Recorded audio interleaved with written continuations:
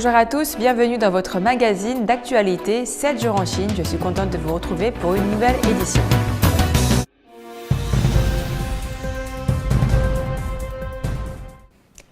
Le président chinois Xi Jinping est allé visiter jeudi le pavillon national de la Chine à l'exposition universelle 2017 organisée à Astana.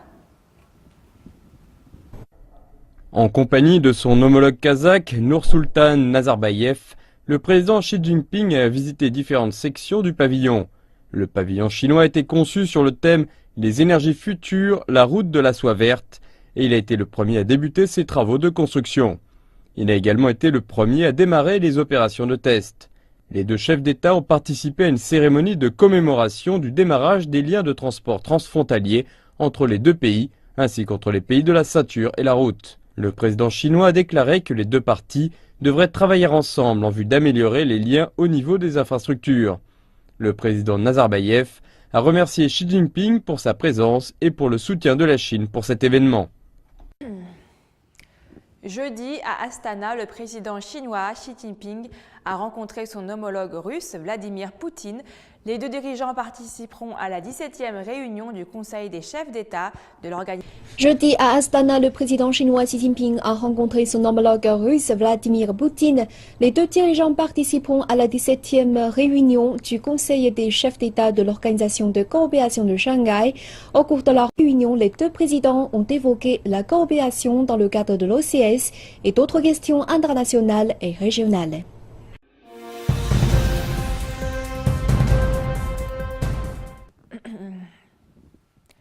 Le Premier ministre chinois Li Keqiang soutient le multilatéralisme et la mondialisation économique.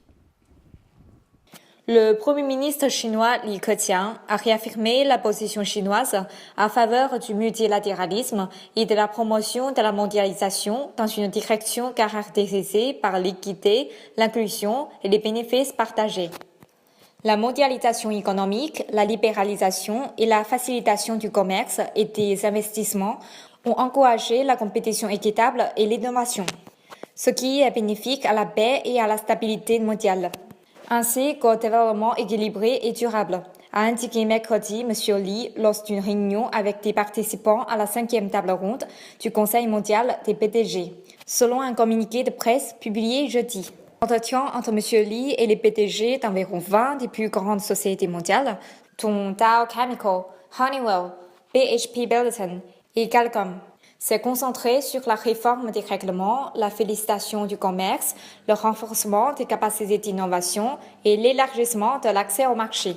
M. Li leur a présenté les stratégies axées sur l'innovation de la Chine, indiquant que la Chine adopterait des mesures réglementaires à l'égard de nouveaux secteurs et modèles commerciaux de manière inclusive et prudente, afin de créer de nouvelles zones de croissance et de prévenir les risques. La Chine, forte de son énorme capacité de marché, de ses riches ressources humaines et de ses industries modernisées, offrira un large espace aux investissements étrangers, a indiqué M. Li. La Chine continuera à faciliter l'accès au marché et à accorder un accès plus facile aux investisseurs étrangers dans les secteurs cruciaux à travers une approche de liste négative, a-t-il affirmé. La Chine protégera les droits de propriété intellectuelle et créera un environnement politique équitable afin de devenir la destination la plus attrayante pour les investisseurs étrangers, a indiqué le Premier ministre.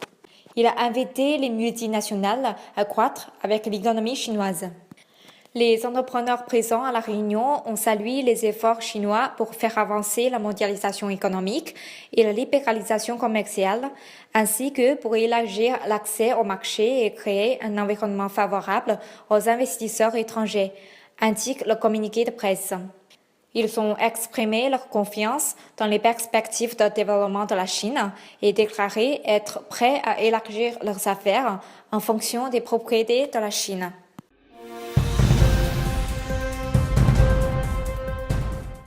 La distance entre le Kenya et la Chine est de 10 000 km.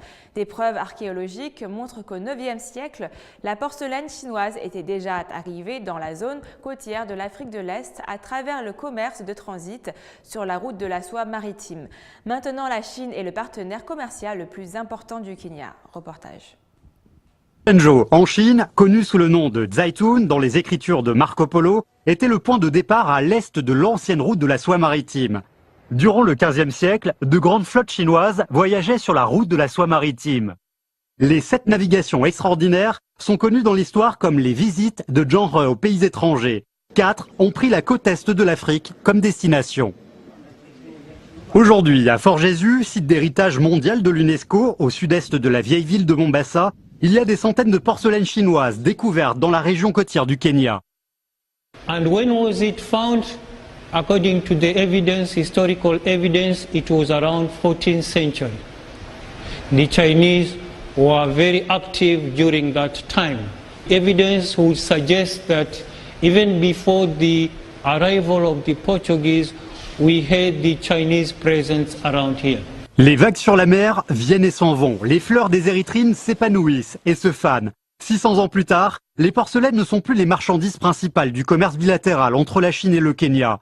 Depuis 2015, la Chine est devenue le plus grand partenaire commercial du Kenya en dépassant l'Inde. En 2016, le chiffre d'affaires du commerce entre la Chine et le Kenya a atteint 5 688 milliards de dollars. 10 ans plus tôt, ce chiffre était seulement de 500 millions de dollars. En plus du grand essor du commerce bilatéral, les travaux dirigés par la Chine sont également très dynamiques au Kenya. Le périphérique sud de Nairobi, capitale du Kenya, est la route nationale A104 qui relie le grand axe de la ville, Mombasa Road, à l'Ouganda. Les gens locaux préfèrent l'appeler la route de la Chine au lieu de sa dénomination officielle.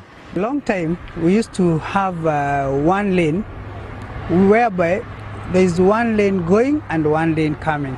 But now, since the Chinese came and now we are having 2 lanes going up and 2 lanes coming down. For example, from here to Nakuru, we used to have to use like 2 hours and a half to go to Nakuru. But now, since the new road came, we are using 1 hour and a half. Comparé avec cette route de la Chine, un autre chemin de fer chinois qui s'étend sur 480 km apporte une influence plus grande et profonde au Kenya. C'est le chemin de fer à écartement standard Mombasa-Nairobi. Au Kenya, tout le monde connaît le chemin de fer Mombasa-Nairobi. Les gens interviewés par notre journaliste dans la rue de manière arbitraire disent qu'ils prêtent une haute attention aux avancements de la construction du chemin de fer et qu'ils espèrent que ce premier chemin de fer modernisé au Kenya apportera plus de changements à ce pays. It's going to open up traffic. Number one, it's going to make it easier to go to Mombasa and cheaper. I expect it will also offer some job to very many people. Most of our youth are jobless, and I feel also it will promote in adding some jobs, and also the business. The speed of working will be a bit high, so I feel that will be a real gain for this country.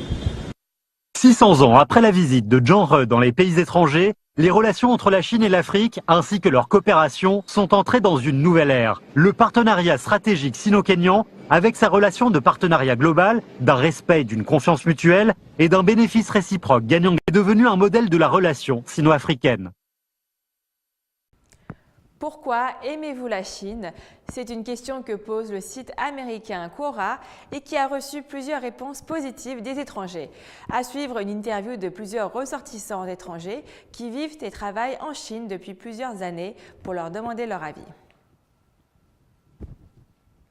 C'est vrai que ce qui se passe en Europe, c'est vraiment très tragique. Il faut vraiment que les gouvernements se ressaisissent, qu'ils changent de politique, que ce soit intérieur ou extérieur. Ici en Chine, moi habitant en Chine, j'ai pas de crainte ici, mais c'est vrai que la crainte, c'est vraiment que ça devienne une habitude, oui, que ça devienne normal. Ça ne doit pas devenir normal. La sécurité, c'est la première chose qui m'a intéressé, l'augmentation que j'ai constatée le plus en Chine. Tout le monde est sûr, tout le monde est... C'est une très bonne chose. À Kazan, on peut pas sortir à 10 h du soir, se promener en sécurité. Mais à Beijing, comme à Shanghai, que j'ai visité, que j'aime bien, on peut passer toute la nuit dans la rue sans être touché ni questionné ni par quiconque. Comparé à mon pays natal, je trouve que la Chine est plus en sécurité. Je suis allée à Tianjin et à Luoyang et même si ces villes ne sont pas aussi grandes que Beijing, elles sont en sécurité. C'est la fin de votre magazine 7 jours en Chine. Merci de nous avoir suivis et je vous donne rendez-vous pour une nouvelle édition.